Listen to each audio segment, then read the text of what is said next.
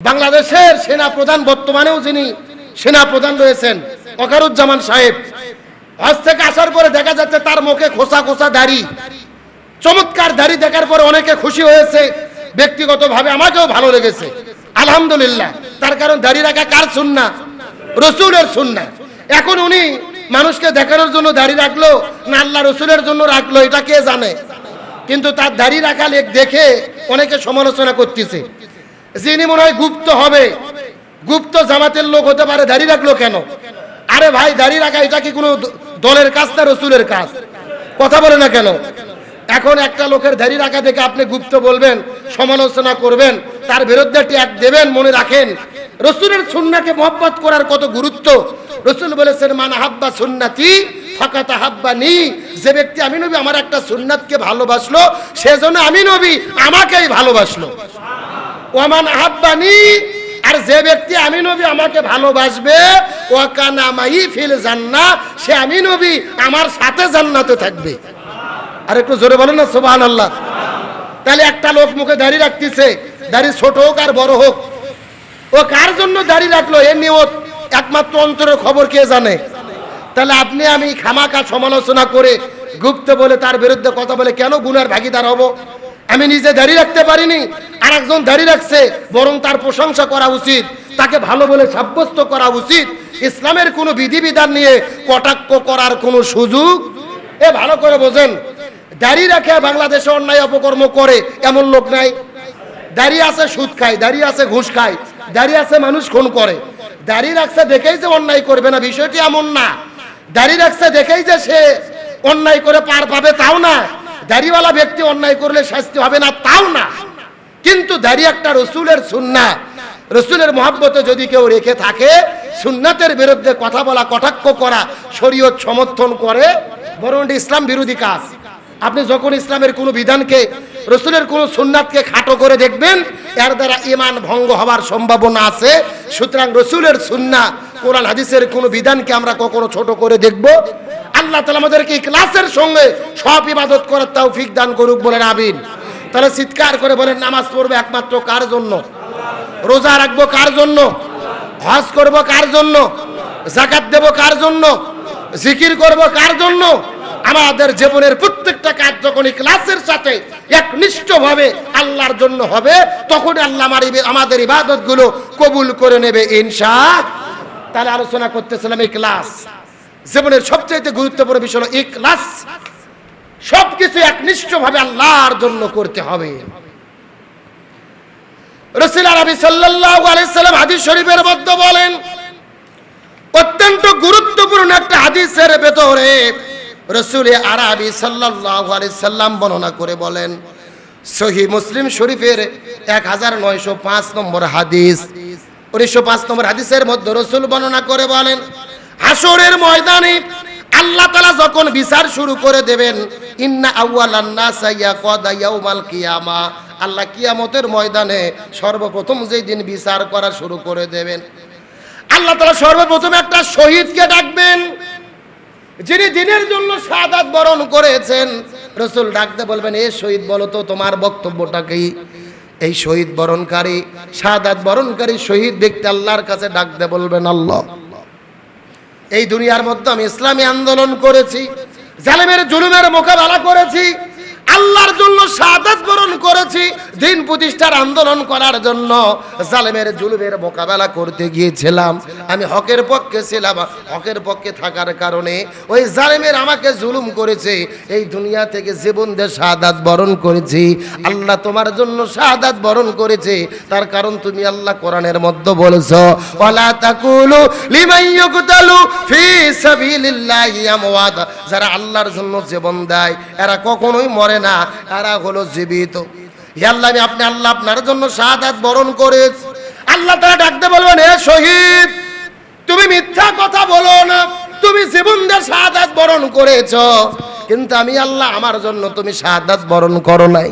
তুমি মনে মনে ভেবেছো আমি যদি জালেমের জুলুমের বিরুদ্ধে লড়াই করি, আমি যদি ইসলামী আন্দোলন করি, জিহাদের ময়দানে গিয়ে যদি জিহাদ করি, বীরত্বের সঙ্গে জালেমের জুলুমের মোকাবেলা করি, এলাকার মানুষেরা আমাকে বড় বীর বলবে, এলাকার মানুষের আমাকে সেনাপতি বলে ডাকবে, আমাকে সাহসী বলে আমাকে ট্যাগ দেবে, আমার প্রশংসা করবে, আমাকে বীর বলে ডাকবে। অর্থাৎ মানুষ তোমার প্রশংসা করবে, এই জন্য তুমি জিহাদ করতে গিয়েছিলে আর তুমি শাহাদাত বরণ করেছো, মানুষ তোমাকে বীর বলবে, প্রশংসা করবে। তার মানে তুমি আমি আল্লাহ আমার জন্য শাহাদাত বরণ করো নাই, দুনিয়ার মানুষের প্রশংসা পাওয়ার জন্য শাহাদাত বরণ করেছো। আল্লাহ ফেরেশতাদেরকে ডাকতে বলবে, এ ফেরেশতারা এই শহীদকে ঘাড় ধরে ওপর করে জাহান্নামের মধ্যে ঢুকায়া দাও। নাউজুবিল্লাহ বলেন। একটা শহীদ সারা জীবন ইসলামী আন্দোলন করেছে, হকের পক্ষে ছিল, জালেমের জুলুমের মোকাবেলা করেছে, অথচ জীবন দিয়েছে শুধুমাত্র আল্লাহর জন্য নয়। মানুষেরা তাকে বীর বলবে, তার প্রশংসা করবে, তাকে সেলুট দেবে, কাছে ডাকবে, ভালো বলে প্রশংসা করবে। এই জন্য তিনি জীবন দিয়েছে। এই জন্য শহীদ হওয়ার পরেও সে যাবে কোথায়? আর একটু জোরে বলেন না ভাইরা। কত বড় চারটিখানি কথা নয়, গুরুত্বপূর্ণ কথা চিন্তা করেন। জীবন দিয়ে শহীদ হওয়ার পরেও জাহান্নামে যাবে, তার অন্তরে ইখলাস না থাকার কারণে। কি না থাকার কারণে? ইখলাস মানে হলো খাঁটি নিয়াত, আল্লাহর জন্য সবকিছু করো। আপনি ইসলামী আন্দোলনের বড় নেতা, জিহাদ করতেছেন, যুদ্ধ করতেছেন, জালেমের জুলুমের মোকাবেলা করতেছেন, কিন্তু আল্লাহর সন্তুষ্টি যদি আপনার নিয়াত না হয়, মানুষ আপনাকে বীর বলবে। এই নিয়তে যদি যুদ্ধের ময়দানে মারা যান, এই শহীদ দিয়ে আল্লাহর জান্নাতে যাওয়া যাবে। আর আমাদের জীবনের প্রত্যেকটা কাজ একমাত্র কার জন্য হবে? একটা শহীদ হওয়ার পরেও সে জাহান্নামে যাবে, কি ঠিক না থাকার কারণে? ইখলাস। জোরে বলেন কি? ইখলাস ঠিক না থাকার কারণে, নিয়াত সহি না থাকার কারণে। আমার প্রিয় বন্ধুগণ, মুসলমান ভাইরা গভীর মনোযোগ লক্ষ্য করুন। হাদিসের মধ্যে রাসূল বললেন, একটা মানুষ শহীদ হওয়ার পরে জাহান্নামের মধ্যে যাবে, তিনি একমাত্র আল্লাহর জন্য শাহাদাত বরণ না করার কারণে। কিছুক্ষণ পরে আল্লাহ তাআলা কিছু আলেমদেরকে ডাকবেন, কিছু জ্ঞানী ব্যক্তিদেরকে ডাকবেন। এই আলেমদেরকে ডাকার পরে, জ্ঞানী ব্যক্তিদেরকে ডাকার পরে আল্লাহ তাআলা জিজ্ঞেস করবে, বলো তো তোমাদের বক্তব্য কি জানতে চাই। আলেমগুলো ডাকতে বলবেন, আল্লাহ আমরা কোরআন হাদিসের জ্ঞান অর্জন করেছি, আমরা এলাকার মানুষের মধ্যে কোরআন হাদিসের জ্ঞান ছড়িয়ে দিয়েছি। তার কারণ রাসূল হাদিসের মধ্যে বলেন, বাল্লিগু আন্নি ওয়ালাউ আয়া, আমার পক্ষ থেকে যদি একটা হরফও জানো, অন্যের কাছে জানাইয়া দাও। আমরা দুনিয়ার বড় আলেম ছিলাম, বড় খতিব ছিলাম, বড় ইমাম ছিলাম, দুনিয়ার বড় বক্তা ছিলাম, দুনিয়ার বড় ওয়াইজিন ছিলাম, এই দুনিয়ার ভেতরে দ্বীন ইসলামের খেদমত আমরা করেছি। আল্লাহ বলবে, এ আলেম, এ জ্ঞানী, এ বক্তা, এ মুফাসসির, এ ইমাম, এ খতিব, তোমরা দুনিয়ায় বড় বক্তা ছিলে, দুনিয়ায় বড় আলেম ছিলে, কিন্তু তোমাদের নিয়াত সহি ছিল না। মনে মনে ভাবতে আমি ভালো বক্তব্য দেব, এলাকার মানুষ আমার সুনাম করবে, আমি বড় জ্ঞান অর্জন করব, এলাকার মানুষ আমাকে বড় জ্ঞানী বলবে, বড় পণ্ডিত বলবে। তার মানে উদ্দেশ্য আল্লাহর সন্তুষ্ট ছিল না, মানুষের কাছে প্রশংসা নেওয়া ছিল। আল্লাহ বলবে, ফেরেশতারা এই আলেমদেরকে ধরো, এই জ্ঞানী ব্যক্তিদেরকে ধরো, এদের ঘাড় ধরে ওপর করে ওই জাহান্নামের মধ্যে ঢুকায়া দাও। জোরে বলেন নাউজুবিল্লাহ।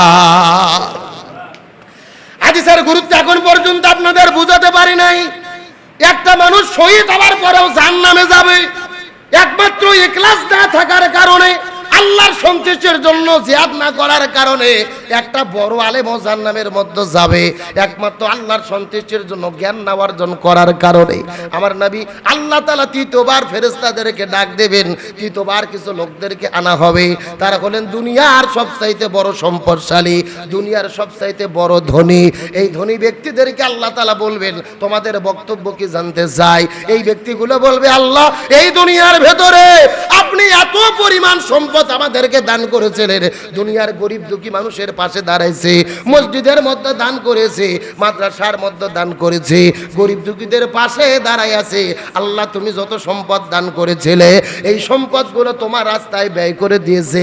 আল্লাহ বলবে, তুমি মিথ্যা কথা বলছো, এই দুনিয়ার ভেতরে আমি আল্লাহ তোমাকে যত সম্পদ দান করলাম, এই সম্পদগুলো কিন্তু তুমি ব্যয় করে দিয়েছিলে, মসজিদে বেশি বেশি টাকা দান করেছো, লোকে তোমাকে দানবীর দানবীর বলবে তুমি মাদ্রাসায় দান করেছো, লোকে তোমার প্রশংসা করবে। তুমি গরিব দুঃখীদের মধ্যে টাকা পয়সা দান করেছো, ওই গরিব দুঃখী তোমার প্রশংসা করবে। তার মানে দুনিয়ার ভেতরে যত টাকা পয়সা দান করেছো, আমি আল্লাহ আমার সন্তুষ্টির জন্য করো নাই। এলাকার মানুষেরা তোমাকে দানবীর বলে ডাকবে, তোমার প্রশংসা করবে, এই জন্য তুমি দান করেছিলে। আল্লাহ বলবে ফেরেশতারা, এই দানবীরও জান্নাতে যেতে পারবে না, একে ঘাড় ধরে ওপর করে জাহান্নামের মধ্যে ঢুকায়া দাও। একজন ব্যক্তি সারা জীবন দান করে জাহান্নামে যাবে, একটা আলেম সারা জীবন দিনের খেদমত করে জাহান্নামে যাবে, একটা মানুষ শাহাদাত বরণ করার পরে জাহান্নামের মধ্যে যাবে একটা গুণের অভাবে। সেই গুণের নাম হলেন ইখলাস। ইখলাস মানে হলো নিয়াতকে সহি করা, একনিষ্ঠভাবে ইবাদত করা। আমাদের পুরো জীবনটা একমাত্র আল্লাহর জন্য হতে হবে। নামাজ পড়ব, রোজা রাখবো, হজ করব, যাকাত দেব, জীবনের যত ইবাদত করি একমাত্র আল্লাহর জন্য করব। এই দুনিয়ায় ব্যবসা বাণিজ্য করি, চাকরি বাকরি করি, যা কিছু করি না কেন সব কিছুর মূল উদ্দেশ্য হবে একমাত্র কার জন্য? আল্লাহর জন্য। যদি আমরা করতে হবে কার জন্য? কুল ইন্না সলাতি ওয়া নুসুকি ওয়া মাহইয়ায়া ওয়া মামাতি লিল্লাহি রাব্বিল আলামিন। আমাদের জীবন মরণ, বেঁচে থাকা মরে যাওয়া, জন্ম মৃত্যু, নামাজ রোজা হজ যাকাত সবকিছু কার জন্য? হাদিসে রাসূল বললেন, আপনি পরিবারের জন্য যদি টাকা পয়সাও খরচ করেন, নিয়ত যদি সহি থাকে, পরিবারে টাকা পয়সা খরচ করলেও আল্লাহ সদাকার সওয়াব দান করবে। সুবহানাল্লাহ বলেন। তাহলে পরিবারে টাকা পয়সা খরচ করেও সদাকার সওয়াব পাওয়া যাবে।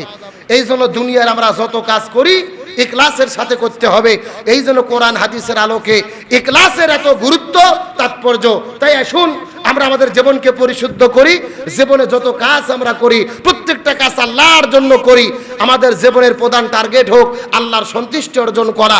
আল্লাহ তাআলা আমাদের সকলকে ইখলাসের সঙ্গে বাকি জীবন পরিচালনা করার তৌফিক দান করুক, বলেন আমিন। এখন যারা সুন্নাত পড়েন নাই, কাবলাল জুমা সারা সুন্নাত পড়ে নেন।